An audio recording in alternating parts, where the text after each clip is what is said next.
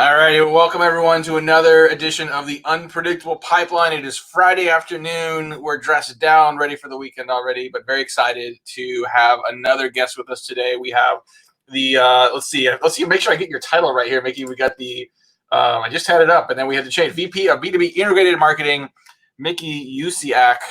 Thank you so much for joining us on a Friday afternoon. Thanks, Matt, for having me. And it's sunny in Seattle, so it is a beautiful day. I went for a walk after lunch today. It's cold. I had to put another jacket on, but it is beautiful. And I think hopefully we'll have this tomorrow as well. So nice, not bad for a Saturday getting outside. Well, thank you for joining us. We've had a number of guests in this series talking about pivots in 2020 and what they've had to do to kind of change their go-to-market strategy. Most of those guests have been internal CMOs running their own programs. I think you bring a unique perspective in that you've been thinking about that for Edelman, but also thinking about that on behalf of clients. So maybe start just by introducing yourself and what your role is at Edelman, where your sphere of influence is, and a little bit of what 11 months looked like for you guys as market started shutting down. Yeah, sure thing. So as you mentioned, I'm part of our B2B marketing group, which a lot of people know Edelman as a PR firm, but we're actually a full service marketing agency. And the B2B group, believe it or not, is probably the fastest growing division in the firm. And we're global. One interesting thing about my role as I work with a variety of clients is, in terms of working with different clients, I actually didn't work with any clients here in Seattle. So from a work standpoint and interacting with clients, it didn't really change that much. But needless to say, as everybody did, all sales and marketing programs, budgets were cut, people were doing, having to do more with less. And then in terms of just the types of clients I work with and my group works with, I mean, we work with anybody from startups all the way to the Fortune 100. And in terms of when I think about my client base, it's really a mix. So I worked with an energy company, technology, and financial services. So it kind of ran the gamut in terms of the types of clients.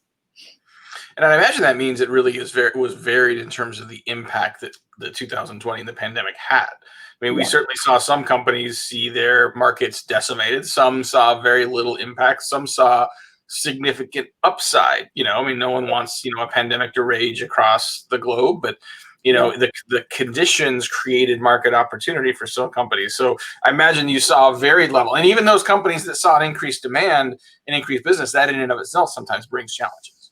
Yeah, for sure. So one of my clients, their biggest client base were airlines. So needless to say that they got hit pretty hard. Whereas on the other hand, and I think we all know this, technology companies didn't experience as big of a hit.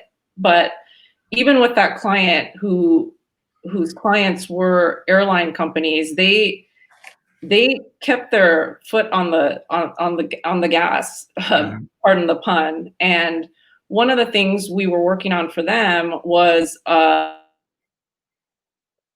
big thought leadership content series. And one of the things we were doing for them was, and pre-COVID, we were running film shoots, which obviously were in person. But what we were able to do with their budget being drastically cut, they wanted to stay in the market as much as they could. So one of the things we did was actually do the film shoots virtually, believe it or not. And the output was great. So the costs around that were significantly lower, but then the output was just as good. And the feedback we've gotten, we just went to market with that just a few months ago. It took a while to go to market with it, but the output was good. And we're still not seeing a turnaround in the hospitality and travel business yet, but there's a silver lining, and I think people are starting to really look ahead into 2021.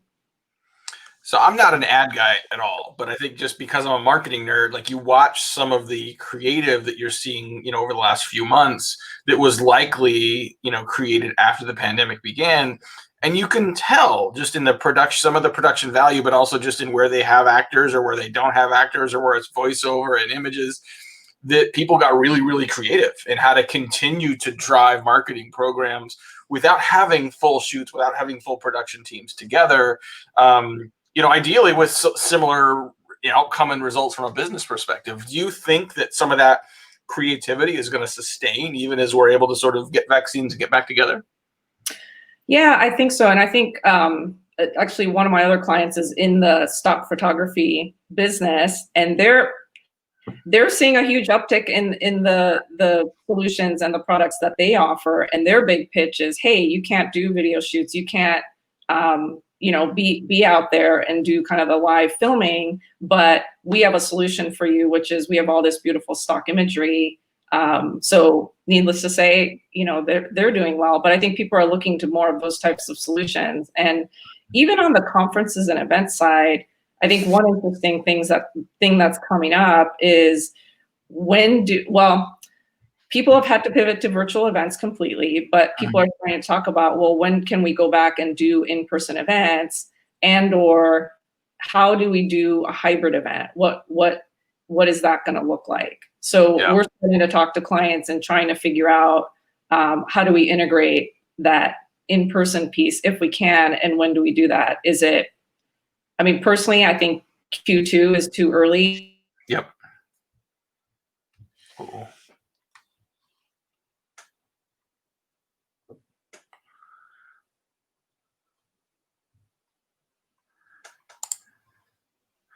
What happened there? I don't know. One take. We just keep going. This is live. You said Q2 is too early. Just keep on going. It's Friday afternoon. So yeah, I think StreamYard wants to hit the bars after the weekend as well. So it's all good. Yeah. So I don't know where I got cut off there, but it's this whole, when do we bring back live events? But in the interim, when can we do hybrid events? And is it Q3? Is it Q4? Is it 2022? But a lot of clients are chomping at the bit, but at the same time, we need to be safe and, conscious of what's going on. I've had a number of people ask me what it's like to now do marketing in a 100% digital world. And my response is, this is not 100% digital. Like, I still have a phone that I use quite a bit to talk to people. I think direct mail has made a comeback, because, we were at the office. At my office, I'm not even sure where mail came, let alone I didn't check it. But here, like, working from home for the last 47 months, like, going and getting the mail is a highlight of the day, right? And so there's still an opportunity to integrate. I think you mentioned earlier hybrid, right? I think, we're not going to go all the way back to only live events. I think we've seen the impact that, virtual events can have. Is it going to be an and, not an either or moving forward? Yeah, I think so. And I think I think about the big conferences like a CES or, Salesforce has their annual event, Oracle, all those companies. And the companies that have participated in those events and spending hundreds of thousands of dollars to be a sponsor or what have you, I think all companies are going to start rethinking that. And not to knock those conferences. I like networking in person just as much as anybody else, but I think that's where there's going to be a huge shift in marketing, because some of those dollars may be gone completely. And again, I don't mean that in a negative way. This is, where all of our hands are forced in terms of rethinking how we use budgets and how we do things. Yeah. Well, I think, even as markets open up again, you're going to have someone refer to the CFO as the CF no, right? They said, well, we've been fine the last year, right? Or, you know what, like, you had to get creative and you did, and you were successful. Yeah. So why would we go, like, like CFOs hate events. They hate these big live, something like a Dreamforce with 180,000 people. It may be hard to imagine sort of these big multinational global events, but Dreamforce was a magnet for a lot of people every year, in some cases because of the micro events that happened, the birds of a feather, right? And so I think we could see, what emerges is a lot more smaller events, a lot more targeted events, a lot more sort of specific persona targeted events that may not have the same volume, but could have a much better impact with that specific birds of a feather group. Yeah, and even like these small events you're mentioning, or even just social events or client, events you want to host for your clients, you can take those virtually. I mean, I have friends and colleagues in the market who are hosting wine and cheese tastings as a client networking event, and I've been a part of some of those, planning them or even participating in them, and they're fantastic. So Yeah. once you could do that, you can bring people together virtually, and yeah, it's not quite the same, but we're in a new world, and in many ways, we're not going to go back to the way things were. Well, and it could, I mean, for some audiences, it could actually be seen as far more convenient, right? I mean, if you're, depending on who you're targeting and what age group they're in, if they've got families, if they've got kids, like heading downtown to the wine bar for an evening event, that might be difficult versus send them a bottle, send them a Zoom link, do something at home where they get a couple glasses and they can have the rest with their spouse later. I mean, so I actually think some of those can be really attractive. There's a number of great vendors doing that. I want to shout out to a friend of mine who's doing a business now called Purple Cork, curated special winery experiences. That's all about that, right? And it's, so the format and the venue is going to change. The experience and the outcome is what we're really after. And I think there's a lot of ways to do that. Yeah, absolutely.